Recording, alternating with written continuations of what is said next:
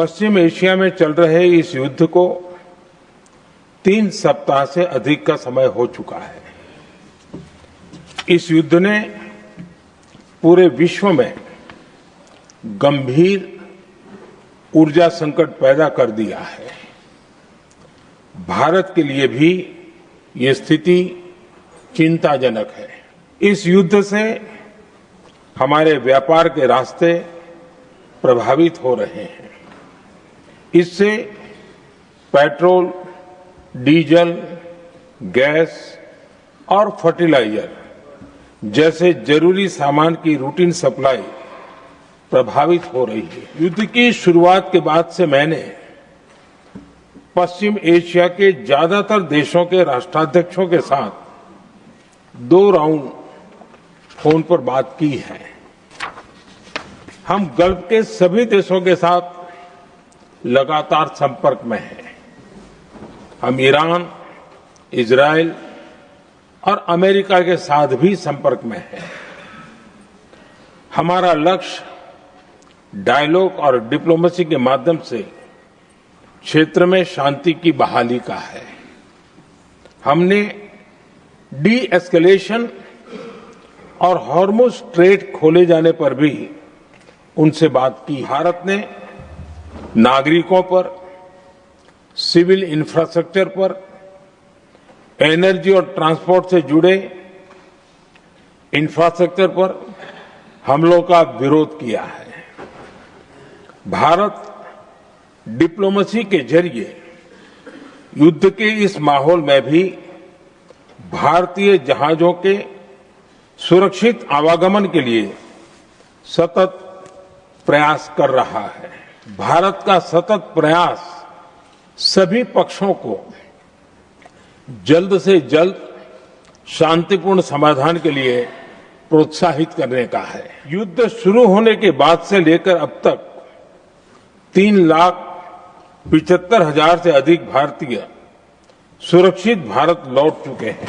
हालांकि ये बहुत दुखद है कि हमलों के कारण कुछ भारतीयों की मृत्यु हुई है और कुछ घायल भी हुए हैं।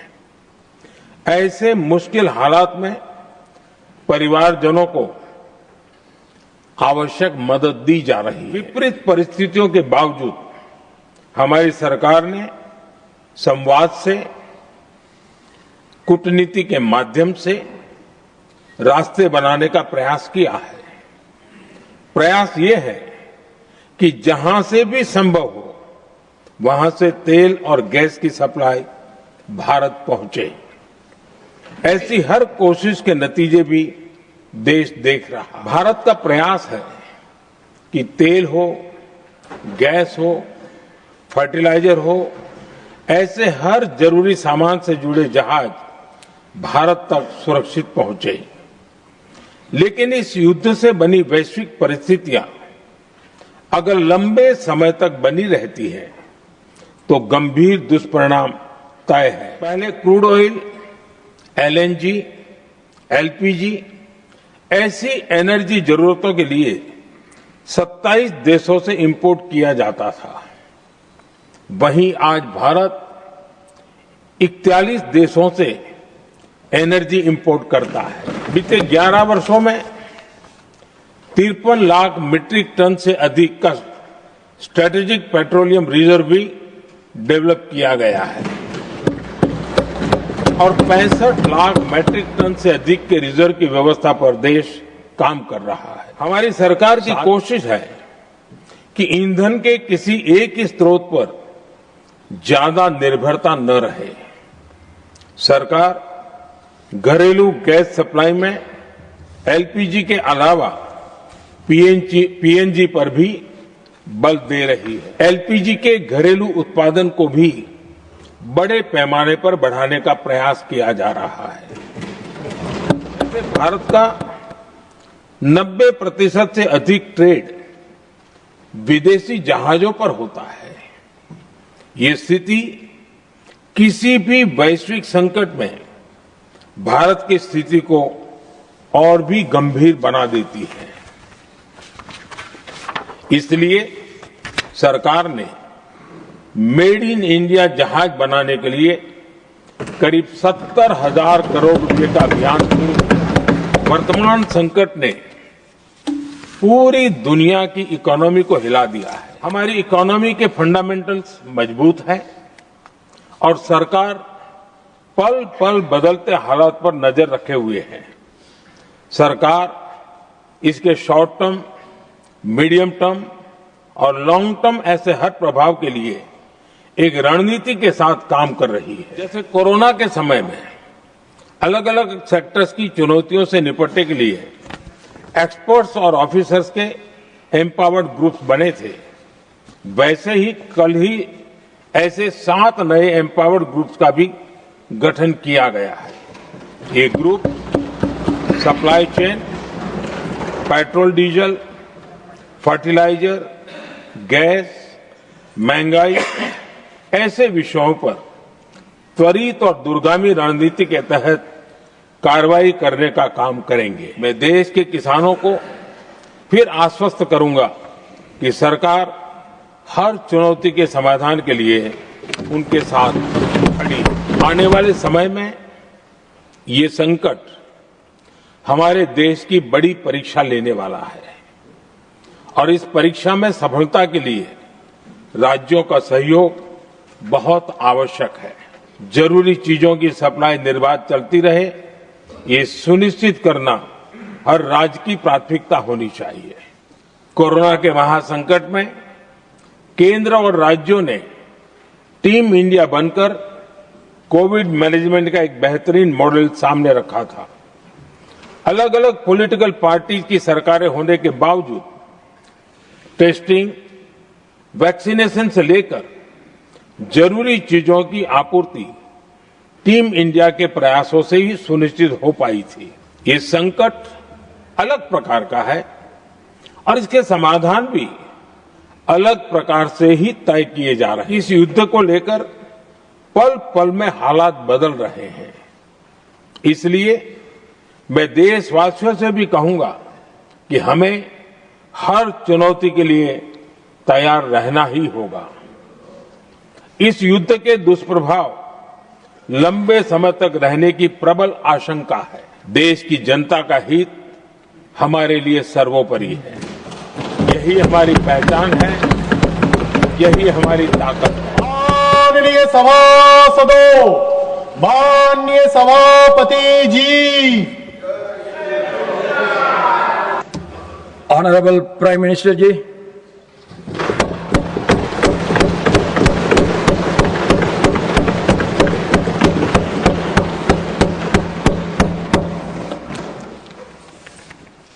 माननीय सभापति जी, पश्चिम एशिया में चल रहे युद्ध और उससे बनी परिस्थितियों से हम सभी परिचित हैं।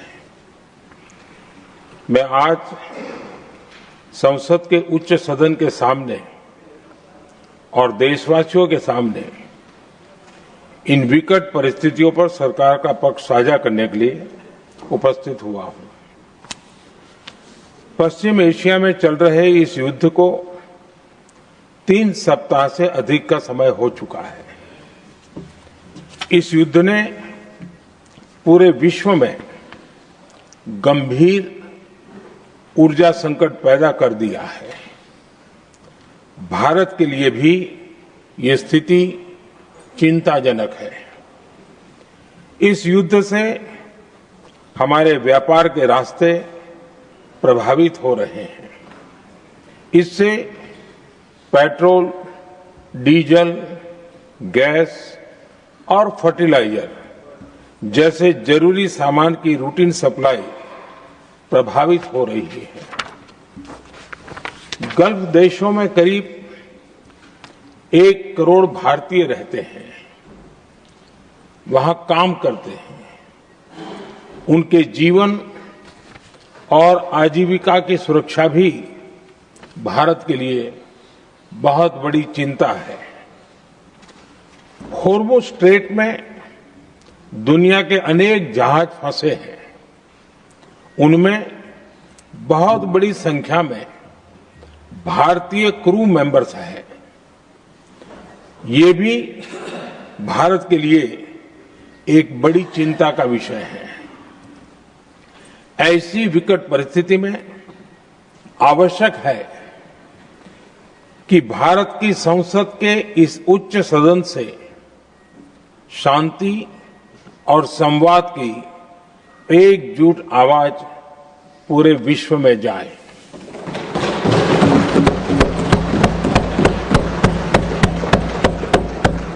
सभापति जी, युद्ध की शुरुआत के बाद से मैंने पश्चिम एशिया के ज्यादातर देशों के राष्ट्राध्यक्षों के साथ 2 राउंड फोन पर बात की है। हम गल्फ के सभी देशों के साथ लगातार संपर्क में हैं।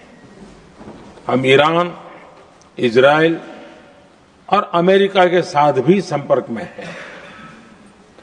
हमारा लक्ष्य डायलॉग और डिप्लोमेसी के माध्यम से क्षेत्र में शांति की बहाली का है। हमने डी एस्केलेशन और हॉर्मुज स्ट्रेट खोले जाने पर भी उनसे बात की है। कमर्शियल जहाजों पर हमला और हॉर्मुज स्ट्रेट जैसे अंतर्राष्ट्रीय जलमार्ग में रुकावट अस्वीकार्य है। भारत ने नागरिकों पर, सिविल इंफ्रास्ट्रक्चर पर, एनर्जी और ट्रांसपोर्ट से जुड़े इंफ्रास्ट्रक्चर पर हमलों का विरोध किया है। भारत डिप्लोमेसी के जरिए युद्ध के इस माहौल में भी भारतीय जहाजों के सुरक्षित आवागमन के लिए सतत प्रयास कर रहा है। भारत ने इस समस्या के समाधान के लिए संवाद का ही रास्ता सुझाया है। इस युद्ध में किसी के भी जीवन पर संकट मानवता के हित में नहीं है। इसलिए भारत का सतत प्रयास सभी पक्षों को जल्द से जल्द शांतिपूर्ण समाधान के लिए प्रोत्साहित करने का है। सभापति जी, संकट की स्थिति में देश विदेश में भारतीयों की सुरक्षा हमारी बहुत बड़ी प्राथमिकता है। युद्ध शुरू होने के बाद से लेकर अब तक 3,75,000 से अधिक भारतीय सुरक्षित भारत लौट चुके हैं।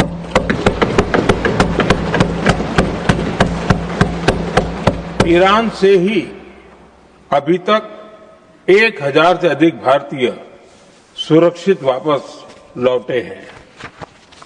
इनमें 700 से अधिक मेडिकल की पढ़ाई करने वाले युवा हैं। हमारी सरकार संकट के इस समय में पूरी संवेदनशीलता से काम कर रही है। सभी देशों ने वहां मौजूद भारतीयों की सुरक्षा का पूरा आश्वासन दिया है। हालांकि ये बहुत दुखद है कि हमलों के कारण कुछ भारतीयों की मृत्यु हुई है और कुछ घायल भी हुए हैं। ऐसे मुश्किल हालात में परिवारजनों को आवश्यक मदद दी जा रही है। जो घायल हैं उनका बेहतर इलाज सुनिश्चित कराया जा रहा है। सभापति जी, हॉर्मुज स्ट्रेट विश्व व्यापार के सबसे बड़े रूट्स में से एक है। विशेष तौर पर कच्चे तेल, गैस और फर्टिलाइजर से जुड़ा परिवहन इस क्षेत्र से बहुत बड़ी मात्रा में होता है। युद्ध के बाद से ही हॉर्मुज स्ट्रेट में जहाजों का आना जाना बहुत चुनौतीपूर्ण हो गया है। लेकिन विपरीत परिस्थितियों के बावजूद हमारी सरकार ने संवाद से, कूटनीति के माध्यम से रास्ते बनाने का प्रयास किया है। प्रयास ये है कि जहां से भी संभव हो वहां से तेल और गैस की सप्लाई भारत पहुंचे। ऐसी हर कोशिश के नतीजे भी देश देख रहा है। बीते कुछ दिनों में दुनिया के अनेक देशों से कच्चा तेल और एलपीजी से भरे जहाज भारत आए हैं।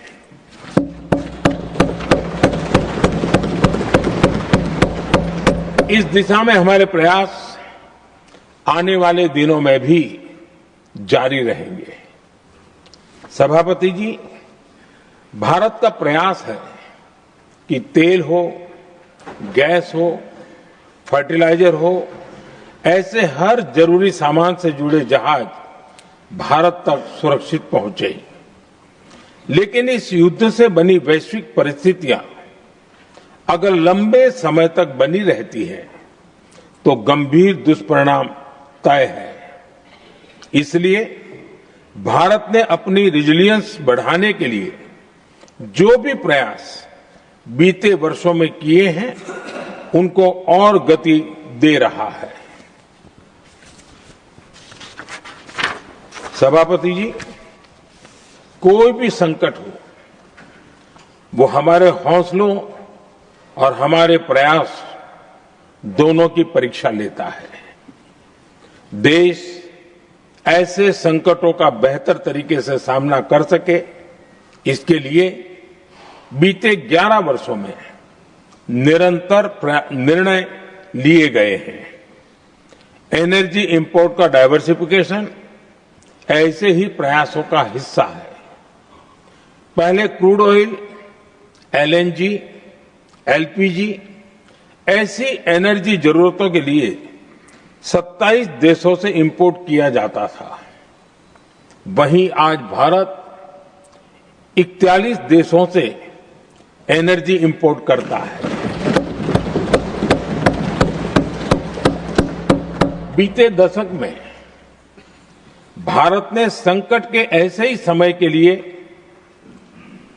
कच्चे तेल के भंडारण को भी प्राथमिकता दी है। हमारी तेल कंपनियां संकट के समय के लिए काफी मात्रा में पेट्रोल और डीजल का भंडार रखती हैं। बीते 11 वर्षों में 53 लाख मीट्रिक टन से अधिक का स्ट्रेटेजिक पेट्रोलियम रिजर्व भी डेवलप किया गया है और 65 लाख मीट्रिक टन से अधिक के रिजर्व की व्यवस्था पर देश काम कर रहा है। साथ ही बीते दशक में भारत की रिफाइनिंग कैपेसिटी भी अच्छी खासी बढ़ाई गई है। मैं आपके माध्यम से सदन को और देश को ये आश्वासन देना चाहता हूं कि भारत के पास क्रूड ऑयल के पर्याप्त स्टोरेज के और निरंतर सप्लाई की व्यवस्थाएं है। सभापति जी, हमारी सरकार की कोशिश है कि ईंधन के किसी एक ही स्रोत पर ज्यादा निर्भरता न रहे। सरकार घरेलू गैस सप्लाई में एलपीजी के अलावा पीएनजी पर भी बल दे रही है। बीते दशक में देश में पीएनजी कनेक्शन पर अभूतपूर्व काम हुआ है। बीते दिनों में इस काम को और तेज किया गया है। साथ ही एलपीजी के घरेलू उत्पादन को भी बड़े पैमाने पर बढ़ाने का प्रयास किया जा रहा है। सभापति जी, बीते वर्षों में सरकार का निरंतर प्रयास रहा है कि हर सेक्टर में दूसरे देशों पर निर्भरता कम से कम हो। हम ज्यादा से ज्यादा आत्मनिर्भर हो, यही एकमात्र विकल्प है। जैसे भारत का 90% से अधिक ट्रेड विदेशी जहाजों पर होता है, ये स्थिति किसी भी वैश्विक संकट में भारत की स्थिति को और भी गंभीर बना देती है। इसलिए सरकार ने मेड इन इंडिया जहाज बनाने के लिए करीब 70,000 करोड़ रुपए का अभियान शुरू किया। भारत आज ship building, ship breaking, maintenance and overhauling ऐसी हर सुविधा के निर्माण पर तेज गति से काम कर रहा है। भारत अपने डिफेंस सेक्टर को भी अधिक रेजिलिएंट बना रहा है। बीते दशक में किए गए प्रयासों से भारत आज अपनी जरूरत के अधिकांश हथियार भारत में ही बना रहा है। एक समय था जब भारत अपने जीवन रक्षक दवाओं के कच्चे माल यानी एपीआई के लिए भी दूसरे देशों पर बहुत अधिक निर्भर था। बीते वर्षों में देश ने भारत में ही एपीआई इकोसिस्टम बनाने के लिए अनेक प्रयास किए हैं। इसी प्रकार रेयर अर्थ मिनरल्स में विदेशी निर्भरता को कम करने के लिए भी बड़े कदम उठाए जा रहे हैं।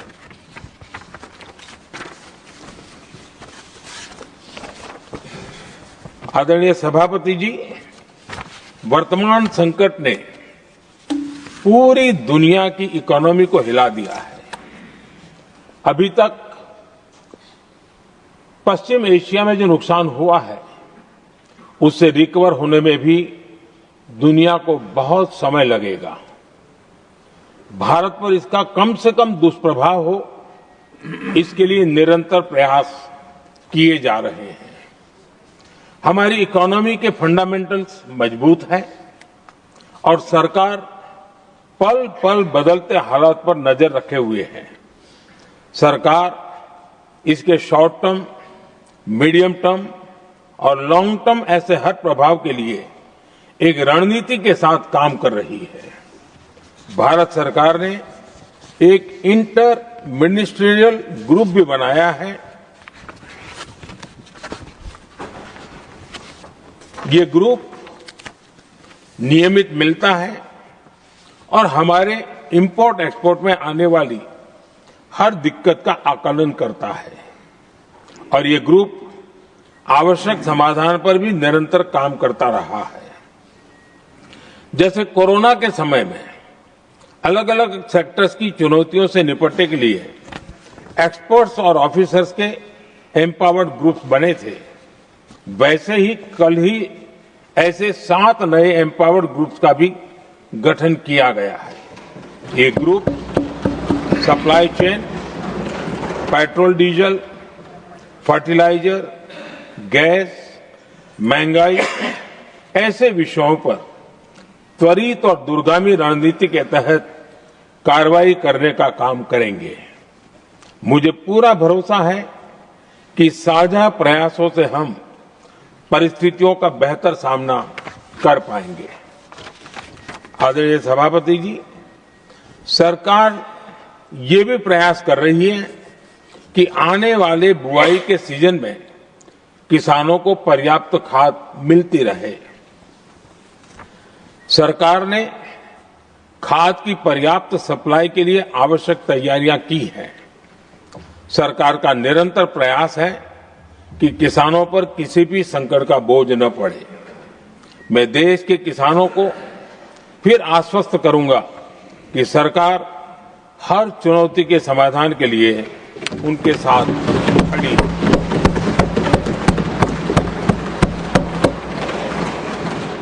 आदरणीय सभापति जी, ये राज्यों का सदन है। आने वाले समय में ये संकट हमारे देश की बड़ी परीक्षा लेने वाला है और इस परीक्षा में सफलता के लिए राज्यों का सहयोग बहुत आवश्यक है। इसलिए इस सदन के माध्यम से मैं देश के सभी राज्यों की सरकारों से भी कुछ आग्रह करना चाहता हूं। संकट के समय गरीबों पर, श्रमिकों पर, प्रवासी साथियों पर बहुत बुरा असर पड़ता है। इसलिए पीएम गरीब कल्याण अन्न योजना का लाभ समय पर मिलता रहे, ये सुनिश्चित करना होगा। जहां प्रवासी श्रमिक साथी काम करते हैं, उनकी परेशानियों को दूर करने के लिए प्रोएक्टिव कदम उठाए जाएं। ऐसी स्थितियों पर नजर रखने के लिए राज्य सरकारें विशेष व्यवस्थाएं करें तो इससे काफी सुविधा होगी। राज्य सरकारों को एक और चुनौती पर भी बहुत अधिक ध्यान देना होगा। ऐसे समय में कालाबाजारी करने वाले, जमाखोरी करने वाले बहुत एक्टिव हो जाते हैं। जहां से भी ऐसी शिकायतें आती हैं, वहां त्वरित कार्रवाई होनी चाहिए। जरूरी चीजों की सप्लाई निर्बाध चलती रहे, ये सुनिश्चित करना हर राज्य की प्राथमिकता होनी चाहिए। आदरणीय सभापति जी, मैं सभी राज्य सरकारों से एक अनुरोध और करना चाहता हूं। संकट चाहे कितना भी बड़ा हो, भारत की तेज ग्रोथ बनाए रखना हम सभी का दायित्व है। हमें इसके लिए हर जरूरी कदम, हर जरूरी रिफॉर्म्स तेजी से करते रहने होंगे। ये राज्य सरकारों के पास बहुत बड़ा अवसर भी है। ये टीम इंडिया की भी बहुत बड़ी परीक्षा है। कोरोना के महासंकट में केंद्र और राज्यों ने टीम इंडिया बनकर कोविड मैनेजमेंट का एक बेहतरीन मॉडल सामने रखा था। अलग अलग पॉलिटिकल पार्टी की सरकारें होने के बावजूद टेस्टिंग, वैक्सीनेशन से लेकर जरूरी चीजों की आपूर्ति टीम इंडिया के प्रयासों से ही सुनिश्चित हो पाई थी। हमें उसी भावना के साथ आगे भी काम करना है। सभी राज्य सरकारों और केंद्र सरकार के प्रयासों से देश इस गंभीर वैश्विक संकट का प्रभावी रूप से सामना कर पाएगा। आदरणीय सभापति जी, ये संकट अलग प्रकार का है और इसके समाधान भी अलग प्रकार से ही तय किए जा रहे हैं। हमें धीरज के साथ, संयम के साथ, शांत मन से हर चुनौती का मुकाबला करना है। आदरणीय सभापति जी, जैसा कि हम देख रहे हैं कि इस युद्ध को लेकर पल पल में हालात बदल रहे हैं, इसलिए मैं देशवासियों से भी कहूंगा कि हमें हर चुनौती के लिए तैयार रहना ही होगा। इस युद्ध के दुष्प्रभाव लंबे समय तक रहने की प्रबल आशंका है, लेकिन मैं देशवासियों को भरोसा देता हूं, सरकार सतर्क है, तत्पर है और पूरी गंभीरता से रणनीति बना रही है, हर निर्णय ले रही है। देश की जनता का हित हमारे लिए सर्वोपरि है। यही हमारी पहचान है, यही हमारी ताकत है। इसी भावना के साथ मैं अपना वक्तव्य समाप्त करता हूं। बहुत बहुत धन्यवाद। वैसे